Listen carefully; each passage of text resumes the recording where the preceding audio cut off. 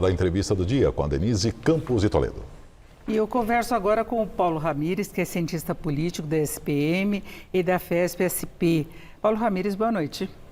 Boa noite, Denise. Boa noite a todos os telespectadores. Eu gostaria de começar elogiando a sua mediação no debate de ontem, que foi muito difícil. Parabenizar a TV Gazeta e também My News. Muito obrigada. Difícil foi, né? Nós vimos os momentos tensos, mas eu acho que é importante para o debate, né? Nós achamos que isso é muito importante, faz parte da democracia, os candidatos estão reconhecendo, tem uma situação muito polarizada, né? Nós sabemos que Pablo Marçal, ele tenta mesmo polemizar em todos os debates e ele novamente alertou, agora há pouco nós vimos a entrevista, ele dizendo que cada debate vai ser uma coisa diferente, exatamente para driblar o que se tenta proteger, né? Nós restringimos muitas coisas, revisemos regras, mas ele tem essa postura. E eu queria saber como é que você acha que essa postura vai dar fôlego à campanha dele, porque em algumas pesquisas ele aparece em empate técnico com os primeiros colocados, só que ele não tem tempo de rádio e TV. O grande instrumento dele são as redes sociais e os outros candidatos têm tempo de rádio e TV. Então eu queria saber como é que você vê, se há um limite para ele, se todo o eleitorado vai buscar essa informação através de redes sociais, como é que você avalia? Bom, o Pablo Marçal depende essencialmente das redes sociais, das bolhas, né, dentro das comunidades virtuais, só que isso pode alcançar um certo limite, né, porque o eleitorado paulistano, já na última eleição presidencial, demonstrou que já estava cansado dessa radicalização de discursos, né?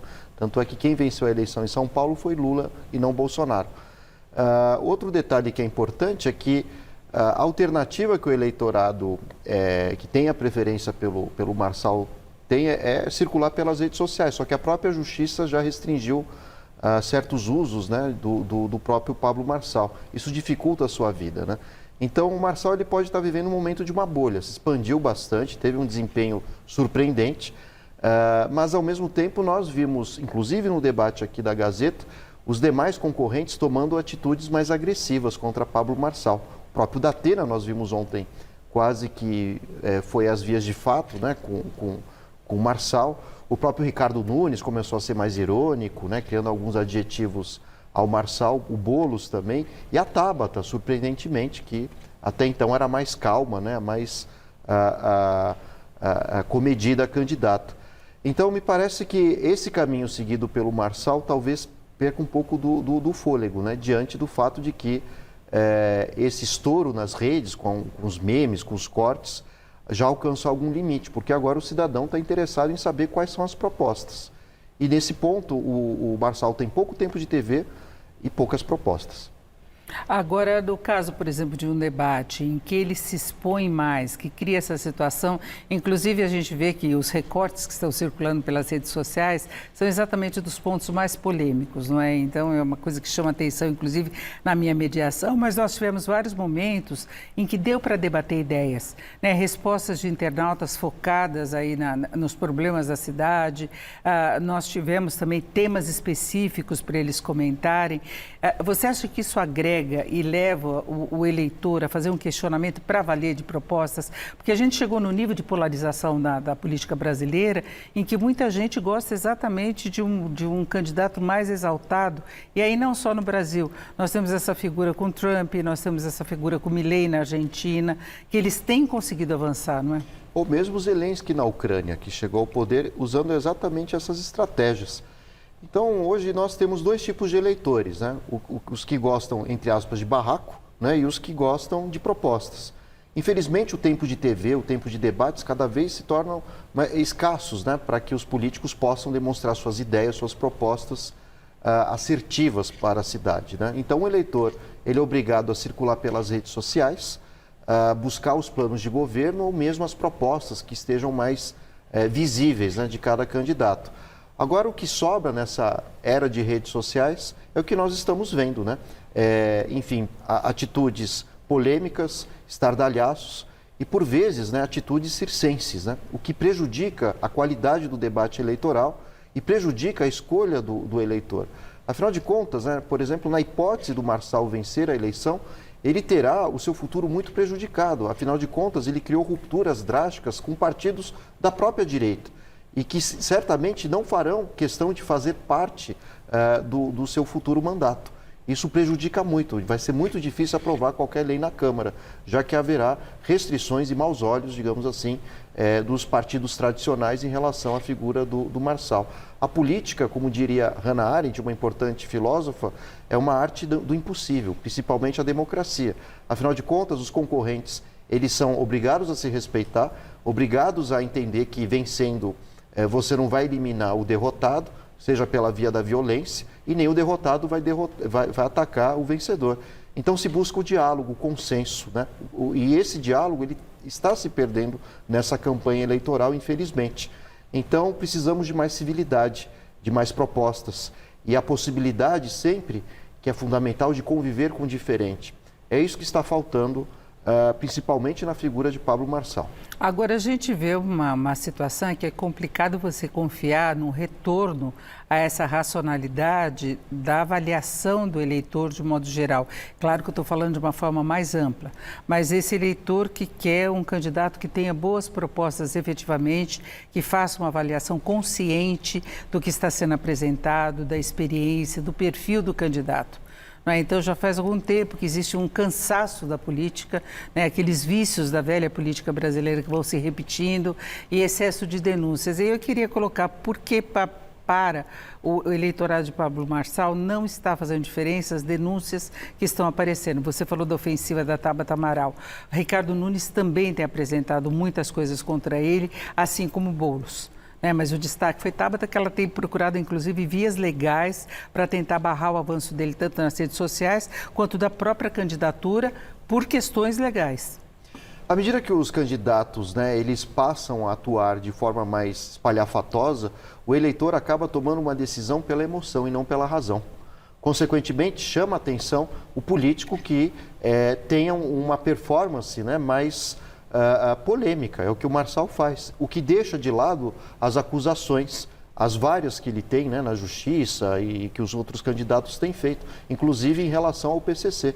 Então, eu diria que o ponto de vista de parte do eleitorado acaba sendo anestesiado. Isso é uma estratégia que é usada desde a ascensão da cultura de massas. Enfim, o horror, a barbárie muitas vezes escondida por efeitos especiais, por falas polêmicas. E nós já vimos líderes autoritários chegando ao poder dessa forma, não só no Brasil, sobretudo na Alemanha nazista e também na Itália de Mussolini, fascista. Agora, pelo perfil de São Paulo, você acredita que a eleição entre Bolsonaro e Lula tenha sido efetivamente uma referência? Porque São Paulo já elegeu muitos candidatos de direita e se fala demais que São Paulo teria um perfil mais de centro-esquerda. Mas a última referência que nós temos é essa questão da votação para Lula, mas é diferente a circunstância que nós tínhamos por trás. Nós tínhamos vindo de uma pandemia, de uma série de outros problemas, Então, talvez São Paulo tenha tido essa posição diferente, mas não necessariamente por uma tendência ideológica. A questão é que São Paulo, historicamente, opta por um caminho mais de centro.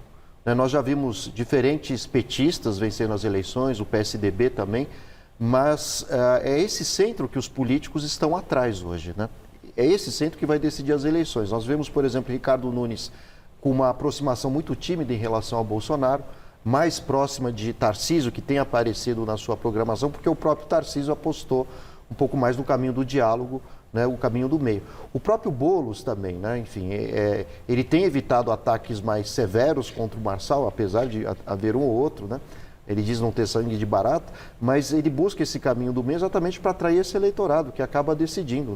O Lula, quando venceu em 2022, venceu exatamente com um discurso mais apaziguador. E o próprio Bolsonaro, no final das contas, buscou tanto no seu primeiro mandato e depois tentando a reeleição, se aproximar desse discurso mais apaziguador.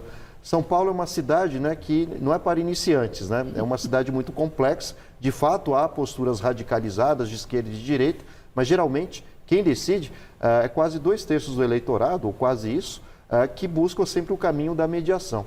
E quando um político fracassa em São Paulo, isso pode representar o ostracismo futuro. Aconteceu, querendo ou não, com Alckmin, que não conseguiu angariar uma candidatura à presidência, ressurgiu como vice do Lula.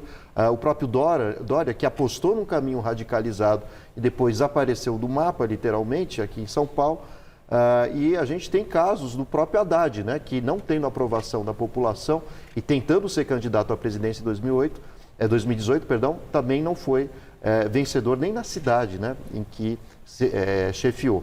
Então isso mostra como o São Paulo busca mais o caminho do meio. Por isso a gente vê discursos mais apaziguadores. Ricardo Nunes, própria Tabata Amaral, o Boulos também buscando esse eleitorado. Por isso que eu acho e tenho praticamente essa certeza, né, de que o Marçal ele vai conseguir bons votos, eu diria 20%, 25%, não passando disso, exagerando muito. Assim como a ala de esquerda mais radical também alcança esse número historicamente. Mas os outros 50% é de centro, né, e quer um político com boas propostas e que seja mais razoável nas suas posturas. Agora, para nós fecharmos, você falou desse afastamento de Pablo dos partidos de centro, que pode dificultar uma futura gestão na eventualidade de ele sair vitorioso, mas e a posição de Bolsonaro em relação a ele? Porque também houve um afastamento e depois uma nova aproximação. Não é? Então, tem uma posição não definida do ex-presidente Bolsonaro e da família, também dos filhos, em relação a Pablo Marçal. Bom, o fato é que a família Bolsonaro quer fixar influência aqui na cidade, né? Enquanto as primeiras pesquisas mostravam o Marçal, né, 8, 9 pontos abaixo de Ricardo Nunes, havia esse afastamento, né? Logo que saiu a pesquisa mostrando empate técnico entre Ricardo Nunes e o Marçal e o próprio Boulos, a família Bolsonaro volta a se aproximar do Marçal. Marçal, em alguns debates, em algumas falas também, entrevistas, tem dito que o problema dele com a família Bolsonaro é com Carlos Bolsonaro. Mas eles já ficaram amiguinhos de novo. Pois é, então às vezes é uma estratégia para chamar mais atenção. Bolsonaro tem um capital político imenso, né? Por pouco não venceu as eleições, foram quase 50 milhões de votos, então isso tem uma influência, não só no nível nacional, mas a nível da cidade, mas nacional. Porque a figura de Marçal circula por todos os estados, todos os municípios. Então, um posicionamento de Bolsonaro a favor de Marçal pode angariar outras prefeituras Brasil afora. Perfeito, eu agradeço muito a participação do Paulo Ramires, que é cientista político da SPM e também da FESP-SP. Paulo, muito obrigada, uma boa noite. Eu agradeço mais uma vez, parabéns à Gazeta. Muito obrigada. Com vocês.